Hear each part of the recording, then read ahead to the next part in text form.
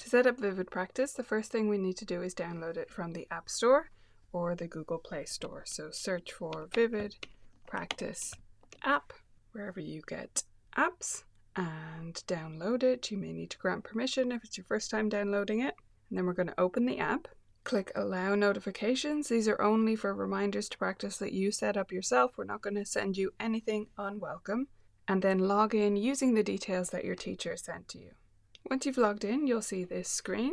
And the simplest way to get going with your practice is to tap Practice and then choose Blocked Mode. These other modes of practice are useful for later and you can experiment with those, but if you're just getting going, Blocked Mode is the best first choice. So we tap Blocked and we see a full list of anything our teacher has assigned to us.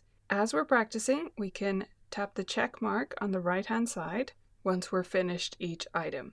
We can also tap on the item itself to view any notes that our teacher has left for us with details of how to practice or what to practice, and also audio and video and image attachments depending what your teacher has provided to you. So for our videos we tap Watch, in this case we're going to the scales, and we can tap to the side to go between them. Now, of course we can pause the video. Also, if you want to slow a video or audio track down, you can do that in the bottom right hand corner. There's a playback speed setting and you can change it to different speeds to make it faster or slower. It works similarly for audio tracks, so if I tap Listen, you can listen to the audio track and in the top right hand corner you'll see this symbol where I can change the playback speed. So make sure to view the notes and attachments for each one of your assignments as you go through by just tapping on each one and viewing what your teacher has left for you. Here's an example with images attached that I can flip through to use as flashcards. So you may have different types of attachments in your assignments. Once you've checked everything off on your list, I have a lot of assignments at the moment, as you finish each item in your practice, you'll go back to the previous screen once everything is complete. The next most important area to know about is the messages. So in the bottom right corner here, you'll see a message bubble, and this is where you can get in touch with your teacher, write to them saying you need help, or ask them a question, or whatever the case may be.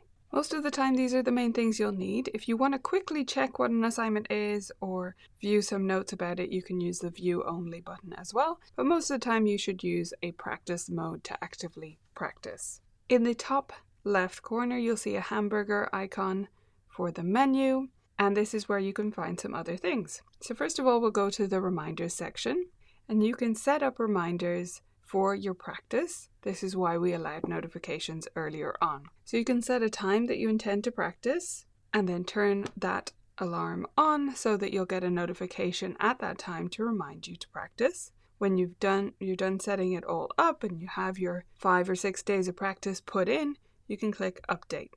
If you want to change your password, you're going to go to My Account and tap Change Password to change that there. This is also where you can set up a profile picture if you want to have one and view our terms of use and privacy policy.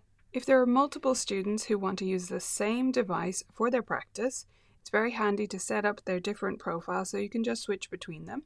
To do this, you go to Switch Profile, and this is where you can add another login, say if there are siblings or parents and children using the same device to practice. This is a very handy way to set that up, and then you can just tap to switch between them easily when each person is practicing.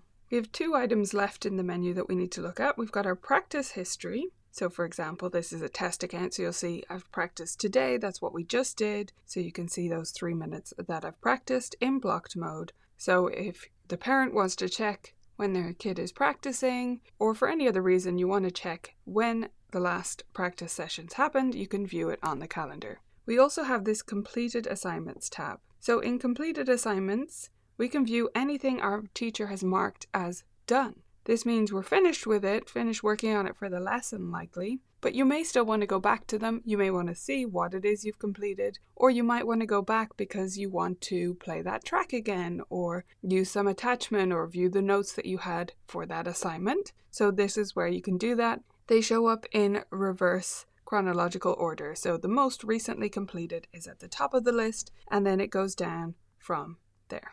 Finally, we're going to go back to the home screen so I can show you the other practice modes in case you get curious about these. Again, most of the time you'll want to start with blocked practice, but once you're ready, you can experiment with the others too. So, to quickly walk you through, Interleaved is a mode where we switch between different practice activities so that we're coming back to the same thing multiple times rather than just doing it once in one big block, as in blocked mode. So, you select how long your intervals should be. If you're beginner to intermediate level, 4 minutes is a really good time, but if you want them to be longer because you're doing a really long practice session, that works too. And then you select all the things you want to practice. So I'm going to select A minor, B flat minor arpeggios. I'm going to select Dragon Dance and the Foxtrot, and I'm going to go to Next. So these 4 things are what I'm going to practice today. And I tap Less Practice, and it randomizes which one I should do first.